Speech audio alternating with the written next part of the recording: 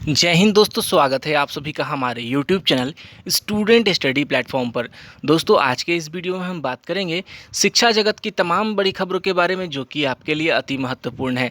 तो दोस्तों, वीडियो को शुरू करने से पहले अगर चैनल पर नए देख रहे हैं तो चैनल को सब्सक्राइब कर लीजिएगा, साथ ही बेल आइकन जरूर दबाएगा। दोस्तों, तो देखिए दोस्तों, आज की जो पहली खबर है वह है प्रारंभिक परीक्षा निकालते ही मिलेंगे 50,000 रुपये। तो देखिए, बात यहाँ की जा रही है बीपीएससी पीटी निकालते ही मिलेंगे छात्राओं को और छात्रों को 50,000 रुपये। तो यहाँ देख सकते हैं कि इसी महीने आरंभ हुए सभी वर्ग की महिलाओं के लिए सिविल सेवा प्रोत्साहन योजना सामान्य कल्याण विभाग की देखरेख में संचालित होगा। समाज कल्याण विभाग इस योजना के क्रियान्वयन के लिए यह सिस्टम तैयार कर रहा है कि इसके लाभ के लिए दफ्तर आने की जरूरत ही नहीं होगी, सब कुछ ऑनलाइन हो जाएगा। जैसे ही प्रारंभिक परीक्षा में चयन हुआ तो अपने आधार कार्ड और बैंक खाते की जानकारी के लिए बन रहे विभाग के साइट पर डालें और आपके खाते में पहुंच जाएंगे 50,000। तो देखिए, ये जो न्यूज़ है, अभी हाल ही में स्वतंत्रता दिवस के दिन जो है मुख्यमंत्री ने इस योजना की घोषणा की थी कि सभी वर्गों की महिलाओं को बीपीएससी और यूपीएससी में अगर पीटी क्रैक करती हैं तो बीपीएससी में 50,000 और यूपीएससी की पीटी क्रैक करने पे 1,00,000 रुपये का प्रोत्साहन राशि दिया जाएगा। साथ ही समाज कल्याण विभाग का कहना है कि अब आपको विभाग में जो है दौड़ धूप नहीं करना पड़ेगा, सिर्फ आपको अपना आधार कार्ड और बैंक का डिटेल डालना होगा। साथ ही जो विभाग है उसकी चेकिंग करके सीधा जो पैसा है वह आपके खाते में हस्तांतरित कर देगा। तो यहाँ देख सकते हैं कि समाज कल्याण विभाग का कहना है कि लाभार्थियों की संख्या अधिक रहने की उम्मीद है। समाज कल्याण विभाग के संबंधित अधिकारी का कहना है कि इस योजना के तहत लाभार्थियों की संख्या अधिक रहने की उम्मीद है। सिविल सेवा की परीक्षा में पीटी व मेंस पास करने वाली सामान्य श्रेणी की महिलाओं की संख्या लगातार जो है बढ़ रही है। तो यहाँ देख सकते हैं कि इनका कहना है कि सिविल सेवा की परीक्षाओं में जो है महिलाओं का भागीदारी जो है पहले की अपेक्षा जो है वह बढ़ रहा है। तो जो ये प्रोत्साहन योजना की जो राशि है लेने वाले लाभार्थियों की संख्या जो है अब अधिक रहने की उम्मीद है। और अगली खबर की बात करें तो अगली खबर है कि बीपीएससी से संबंधित है। तो बीपीएससी की सहायक अभियोजन पदाधिकारी की मुख्य परीक्षा के लिए कुछ निर्देश दिया गया है कि अगर उत्तर पुस्तिका में सॉरी थैंक यू लिखा तो रद्द होगी उम्मीदवारी। तो यहाँ देख सकते हैं कि बिहार लोक सेवा आयोग बीपीएससी की ओर से सहायक अभियोजन पदाधिकारी यानी कि एपीओ की मुख्य परीक्षा के लिए निर्देश जारी कर दिए गए हैं। मुख्य लिखित परीक्षा के दौरान यदि अभ्यर्थी उत्तर पुस्तिका पर किसी तरह का चिन्ह, सॉरी, थैंक यू या अनावश्यक बातें लिखते हैं तो उनकी उम्मीदवारी रद्द कर दी जाएगी। राजधानी के 7 परीक्षा केंद्रों पर 24 से 27 अगस्त तक मुख्य लिखित परीक्षा का आयोजन किया जाना है। आयोग के संयुक्त सचिव सह परीक्षा नियंत्रक अमरेंद्र कुमार ने बताया कि लगभग 553 सहायक अभियोजन पदाधिकारी की नियुक्ति की प्रक्रिया चल रही है। प्रारंभिक परीक्षा में 3,995 अभ्यर्थी सफल हुए थे। अब मुख्य परीक्षा होनी है। प्रश्नोत्तरों को मुख्य बिंदुओं को रेखांकन में अन्य रंग की स्याही, highlighter, gel pen, sketch pen, glitter pen, pencil का उपयोग पूरी तरह वर्जित है। तो देखिए, यहाँ पर बहुत ही महत्वपूर्ण जो यहाँ पर निर्देश दिए गए हैं कि अगर आप अपना आंसर लिख रहे हैं तो कोई भी जैसे प्रश्न का आंसर करें तो उसमें रेखा करने के लिए अन्य रंग की स्याही या highlighter, gel pen, sketch pen, glitter pen या पेंसिल का उपयोग बिल्कुल वर्जित है। हालांकि जब हम नोट्स बनाते हैं या कुछ लोग जो छात्र जो नोट्स बनाते हैं उसमें क्या करते हैं कि जो मेन जो पॉइंट होते हैं, बिंदु होते हैं, उसको हाईलाइट करने के हाइलाइटर का इस्तेमाल करते हैं या अलग पेन का इस्तेमाल करते हैं। तो बिल्कुल भी ये जो है एग्ज़ाम में नहीं करना है। जिस पेन से आप आंसर लिख रहे हैं उसी पेन से आपको हाईलाइट करना होगा, या अगर आप बिंदु दे रहे हैं तो आप उसी से बिंदु दीजिएगा। उसके अलावा किसी अन्य रंग की स्याही का इस्तेमाल नहीं करना है।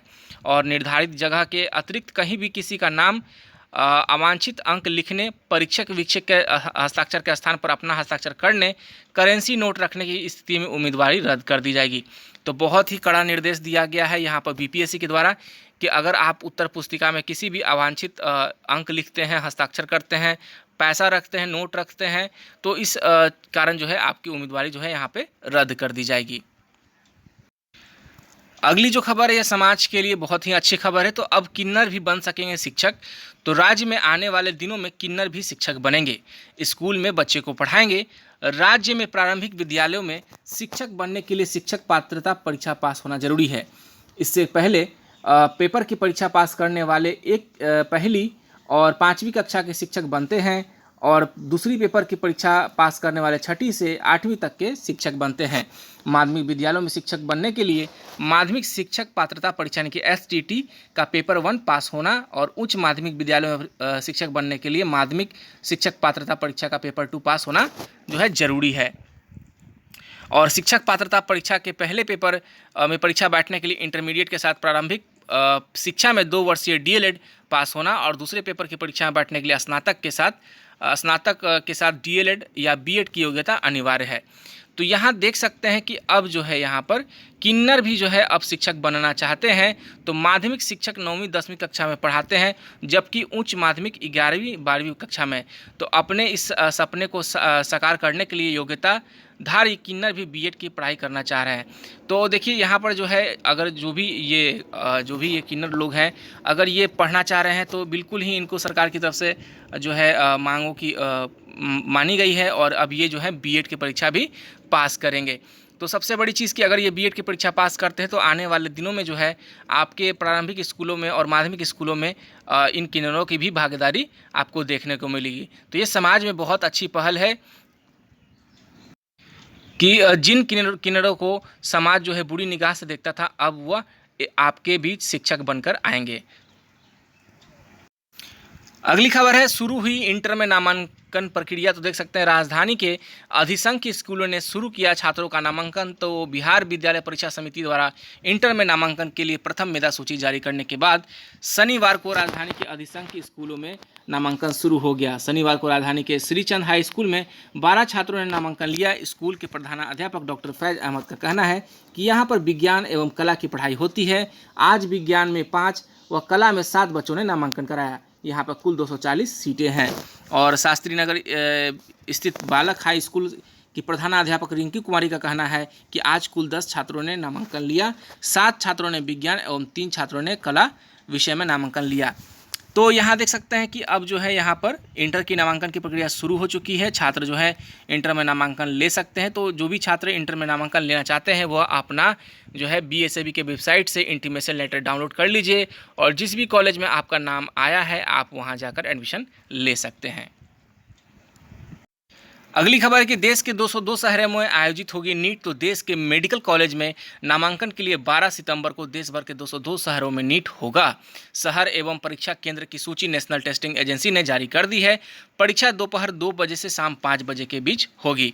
एडमिट कार्ड भी जारी कर दिया गया है। तो देखिए जो भी नीट मेडिकल की परीक्षा देने वाले हैं उनके लिए 12 सितंबर की परीक्षा जो है करवाई जाएगी और एडमिट कार्ड और जो शहर और परीक्षा केंद्र है उसकी भी सूची जो है नेशनल टेस्टिंग एजेंसी ने वेबसाइट पर जारी कर दी है। और यहाँ देख सकते हैं कि 26 से जेईई मेन के चौथे चरण की परीक्षा होगी। तो 26 अगस्त से जेईई मेन के चौथे चरण की परीक्षा प्रारंभ होगी जो 2 सितंबर तक चलेगी। इसके लिए पिछले 20 जुलाई तक फॉर्म भरा गया था। जेईई मेन के तृतीय चरण की परीक्षा का रिजल्ट घोषित किया जा चुका है। अब चौथे चरण की परीक्षा पर सबकी नज़र है। तो चौथे चरण की जो परीक्षा है दोस्तों 26 अगस्त से शुरुआत हो रही है और 2 सितंबर तक ये चलेगी। और अगली खबर है, शिक्षक नियोजन से संबंधित चयनित को जल्दी ही नियुक्ति पत्र देकर विद्यालय भेजेगी सरकार। तो शिक्षा विभाग के पदों पर चयनित को जल्द ही नियुक्ति पत्र वितरित कर तैनाती कर दिया जाएगा। विभाग तीसरे चरण की काउंसिलिंग का शेड्यूल भी जल्द जारी करने जा रहा है। शिक्षा मंत्री विजय कुमार चौधरी ने शनिवार को चयनित अभ्यर्थियों को इस संबंध में आश्वस्त किया है। विजय कुमार चौधरी के आवास पर शनिवार सुबह करीब 9 बजे बड़ी संख्या में चयनित महिला शिक्षक अभ्यर्थी जो है देख सकते हैं कि मिठाई और राखी लेकर पहुंची। मंत्री को राखी बांधकर मांग की कि तीसरे चरण की काउंसिलिंग शेड्यूल जल्द से जल्द जारी की जाए। शिक्षकों के नियुक्ति पत्र जल्द से जल्द देने की मांग रखी। शिक्षा मंत्री ने सभी को उपहार स्वरूप यह कहा कि वे जल्द ही शिक्षकों की नियुक्ति पत्र जो है देकर विद्यालय में तैनात करेंगे और तीसरे चरण की काउंसिलिंग शेड्यूल भी जल्द आएगा। तो ये एक अच्छी खबर है कि जो भी अभ्यर्थी इसमें नियुक्त हुए हैं उनकी जो है नियुक्ति पत्र जो है बहुत ही जल्द दे दी जाएगी। अगली खबर पटना विश्वविद्यालय से है। तो पटना विश्वविद्यालय पीजी का सत्र होगा लेट। तो पटना यूनिवर्सिटी के साथ साथ पाटलिपुत्रा यूनिवर्सिटी पीजी का सत्र काफ़ी लेट हो जाएगा। पीयू में ग्रेजुएशन पार्ट 3 की परीक्षाएं चल रही हैं। परीक्षा के तुरंत बाद मूल्यांकन का कार्य भी शुरू कर देगा। तो यहाँ देख सकते हैं कि अभी जो है पार्ट 3 की परीक्षाएं चल रही है। तुरंत बाद जो है अब इसके बाद जो है मूल्यांकन का कार्य शुरू होगा, क्योंकि पीयू के स्टूडेंट्स पीजी में एडमिशन से वंचित ना रह जाएं, इसका भी ख्याल रखना है। इस कारण ग्रेजुएट ग्रेजुएशन पार्ट थर्ड का रिजल्ट जारी होने के बाद ही पीयू पीजी में नए सत्र में एडमिशन होगा। तो देखिए, जब तक पार्ट थर्ड का रिजल्ट नहीं आता है तब तक जो है पीयू पीजी यानी कि पोस्ट ग्रेजुएशन प्रोग्राम में जो है एडमिशन नहीं लिया जा सकता है, क्योंकि जब तक थर्ड ईयर के छात्रों का रिजल्ट नहीं आएगा तो वो कैसे अप्लाई कर सकेंगे। वहीं पीपीयू यानी कि Pataliputra university graduation part third की परीक्षा सितंबर में शुरू करेगा। पीपीयू भी ग्रेजुएशन पार्ट थर्ड परीक्षा के बाद ही पीजी में एडमिशन तिथि जारी करेगा। इस कारण से दोनों यूनिवर्सिटी में पीजी का सत्र काफ़ी लेट हो जाएगा। तो देखिए, यहाँ पर है कि अगर रिज़ल्ट लेट से आता है तो यहाँ पर जो सत्र भी है पोस्ट ग्रेजुएशन का वो भी दोनों यूनिवर्सिटीज़ में लेट होने की संभावना है। और दोनों यूनिवर्सिटीज़ पटना का सबसे बेस्ट यूनिवर्सिटी है, एक तो पटना यूनिवर्सिटी और दूसरा है पाटलिपुत्रा यूनिवर्सिटी। और ये जो अगली खबर है कि 23 को बीए और बीएससी में सेकंड लिस्ट में छात्राएं लेगी नामांकन। तो पटना वुमेंस कॉलेज में नए सत्र का नामांकन अब जल्द समाप्त होने वाला है। शनिवार को दूसरे लिस्ट के आधार पर पीजी जूलॉजी, अंग्रेजी, बीकॉम और वोकेशनल कोर्स में नामांकन देर शाम तक संपन्न हुए। बीए के भूगोल, अंग्रेजी और राजनीति शास्त्र की सीटें फुल हो चुकी हैं। वहीं वोकेशनल में बीबीए की सारी सीटें भर चुकी हैं। पीजी के विषयों में बहुत कम ही सीटें खाली बची हैं। अब कॉलेज में बची सीटों के आधार पर तीसरी मेरिट लिस्ट जल्द ही वेबसाइट पर जारी किया जाएगा और 23 अगस्त को बीए और बीएससी के सेकंड लिस्ट की चयनित छात्राएं अपना नामांकन लेंगी। तो देखिए, यहाँ पर जो है सेकंड लिस्ट में जो भी छात्राएं का नाम आया है वो 23 तारीख को बीए और बीएससी में अपना एडमिशन पटना वुमेंस कॉलेज में करा सकेंगी। दोस्तों, आज के लिए बस इतना ही। आप सभी का बहुत बहुत धन्यवाद।